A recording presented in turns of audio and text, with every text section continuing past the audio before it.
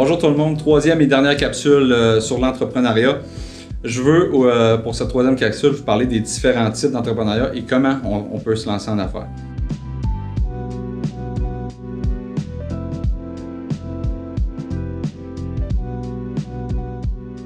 D'abord, sachez qu'il existe, à mon sens, 4 types d'entrepreneuriat.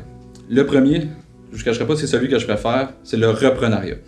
Le reprenariat, ça consiste à reprendre une entreprise qui est déjà existante et d'en prendre le contrôle de l'actionnariat et de pouvoir la gérer, l'administrer. L'avantage du reprenariat, c'est qu'on achète une entreprise qui est déjà existante, qui a déjà des profits, qui a déjà des clients et une structure en place, ce qui est excessivement rassurant pour les gens qui nous prêtent des sous. Le reprenariat a aussi comme avantage de pouvoir te lancer sans avoir une idée. Moi, je rencontre souvent des jeunes qui me disent « Moi, je veux être entrepreneur comme toi plus tard », mais ils n'ont aucune idée sur laquelle se lancer. Parce que pour eux, ils croient qu'ils doivent absolument avoir une idée, créer une entreprise à partir de rien, puis offrir un nouveau service qui n'existait pas, puis de révolutionner le monde comme les Steve Jobs de ce monde. Ce qui est faux. Pour se lancer en entrepreneuriat, on a besoin de trouver une bonne opportunité d'affaires, un cédant qui est prêt à céder son entreprise et qu'on va racheter. Donc le reprenariat, à ce sens-là, pour moi, est la meilleure façon de commencer en affaires. Il y a aussi, évidemment, ce qu'on appelle les startups. Donc, ce qui est beaucoup plus populaire, ce qu'on voit à la TV, ce qu'on voit au Dragon, c'est majoritairement des startups. Donc, des gens qui ont parti une entreprise à partir de rien avec simplement une idée. L'avantage des startups, c'est qu'on a beaucoup moins de risques financiers.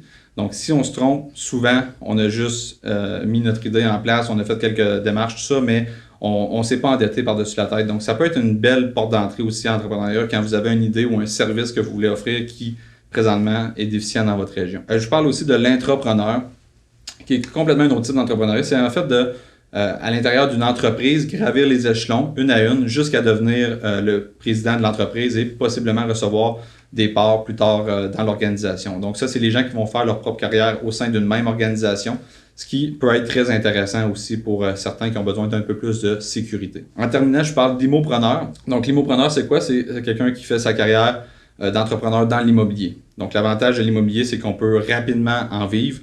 On peut bâtir un portefeuille très intéressant et les investissements sont très sécuritaires. Donc, pour revenir un peu sur les quatre styles d'entrepreneuriat, comme vous pouvez voir, là, moi, j'ai touché un peu dans ma jeune carrière à ces quatre-là. Pour ce qui est du salon de billard qu'on a repris, on a changé le nom, on a refait des investissements importants, mais c'était une entreprise qui était déjà existante, ce qui était rassurant pour les crédits financiers d'avoir déjà des livres et des profits qui émanaient de cette business-là. Ensuite, les startups, la compagnie de construction, on l'a parti de rien. Donc, on a créé le nom, on a acheté un entrepôt, on a acheté nos équipements et on est parti de 0 employés jusqu'à l'amener à où on est présentement.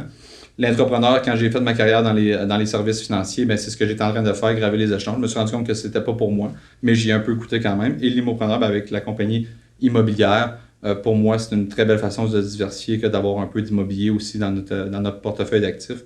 Donc, vous voyez qu'il n'y a pas un type que je préfère ou en tout cas que j'ai touché un peu à tout. Et comme je vous disais, pour moi, les grands avantages du reprenariat pour quelqu'un qui n'a pas d'idée, mais qui sait qu'il veut être en affaires, c'est une excellente porte d'entrée ou reprendre, si vous avez la chance d'avoir des parents qui ont une business, c'est aussi évidemment une très bonne porte d'entrée. Je vous parle rapidement de ce que vous avez besoin pour partir en affaires si vous voulez débuter dans l'entrepreneuriat. Par où est-ce qu'on commence et les choses qui sont importantes à vérifier. D'abord, trouver un véritable besoin. Donc, si vous voulez partir votre propre entreprise, c'est important de vous assurer que votre offre, que ce soit un service ou un produit, va répondre à un véritable besoin.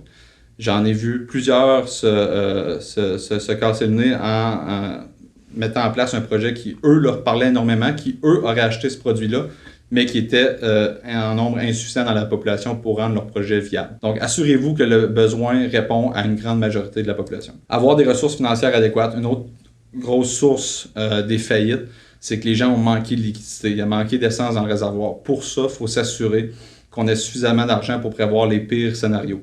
Donc, que ce soit de l'argent qui soit alentour de vous. Si vous avez la chance d'avoir des gens qui ont des sous autour de vous, ça peut être une alternative, mais évidemment d'avoir les bons montants auprès de vos institutions bancaires pour vous assurer que dans le pire des scénarios, vous allez passer au travers. Avoir une image de marque qui est forte. Donc, de plus en plus, les gens veulent vivre une expérience, ils veulent une entreprise qui se différencie. Votre image de marque va être très importante, d'y mettre beaucoup d'efforts, beaucoup de temps et beaucoup d'investissement pour que ça résonne pour les gens. être très près de vos chiffres, ça je le dirai jamais assez. Il y a beaucoup d'entrepreneurs qui me disent pour moi les chiffres c'est pas important, moi ce que j'aime c'est le développement, puis c'est la vente, puis ça m'intéresse pas de savoir où est-ce qu'on est rendu avec les chiffres. C'est une erreur capitale. Les chiffres, c'est ce qui nous permet de prendre les bonnes décisions en connaissance de cause.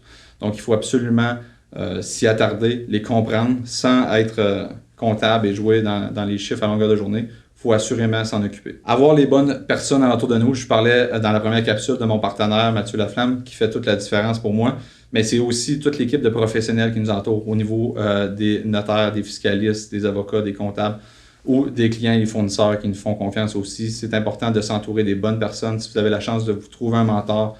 Ensuite, être passionné, ne pas compter ses heures. C'est évident que si vous êtes une personne qui a une mentalité de compter ses heures, vous ne serez pas heureux dans l'entrepreneuriat. On fait d'innombrables heures. Il ne faut vraiment pas regarder notre rémunération dans les premières années.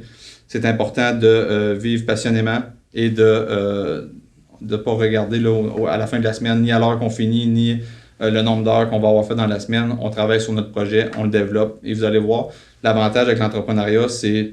Si j'aurais un exemple à vous donner, je vous donnerais l'exemple de ceux qui sont salariés. C'est des gens qui ont le service de traversier. Ça veut dire qu'eux se sont achetés un traversier, puis à chaque fois qu'ils font la distance entre la rivière, ils font de l'argent. Mais pour ça, il faut qu'ils se lèvent le matin, puis qu'ils fassent la distance, puis ils vont recevoir leur chèque de paye à chaque mois. Les entrepreneurs, ce qu'on fait, c'est qu'on bâtit un pont. Donc pendant des années au début, ça va être très difficile d'arriver financièrement. On ne fera pas de sous parce qu'on est en train de bâtir un pont. Mais une fois que le pont va être bâti, que ça va être bien structuré, bien, les gens, chaque fois qu'ils vont passer sur le pont, vous allez avoir de l'argent qui rentre, puis pourtant, vous allez être chez vous à faire autre chose. Donc, c'est un peu la différence entre le salarié et l'entrepreneuriat. Il faut être prêt à vivre des années au début un peu plus difficiles. Donc, c'était les points que je voulais vous parler en rapport avec l'entrepreneuriat. En passant aussi, ça va me faire plaisir de répondre à vos questions. Si vous voulez m'ajouter sur les réseaux sociaux, si vous avez besoin de conseils, vous avez besoin de trucs, ça me fait toujours plaisir d'aider les jeunes qui veulent se partir en affaires. On a absolument besoin de vous. Je parlais du reprenariat dans un autre capsule, c'est évidemment, dans cette capsule-ci, c'est évidemment ce qui va être le plus en demande. On a beaucoup de baby boomers au Québec, la population vieillit. Les propriétaires d'entreprises vont être à vendre pour la grande majorité dans les 5 prochaines années. Et pour ça, ça va prendre une relève qui est nettement insuffisante en ce moment. Donc, on a besoin de vous dans l'entrepreneuriat. Donc, bonne chance, c'est la suite que vous décidez de faire de votre carrière. Puis ça va me faire plaisir de vous aider si vous avez des questions ou quoi que ce soit que je peux faire. Donc, merci à tous pour votre écoute et bonne fin de journée.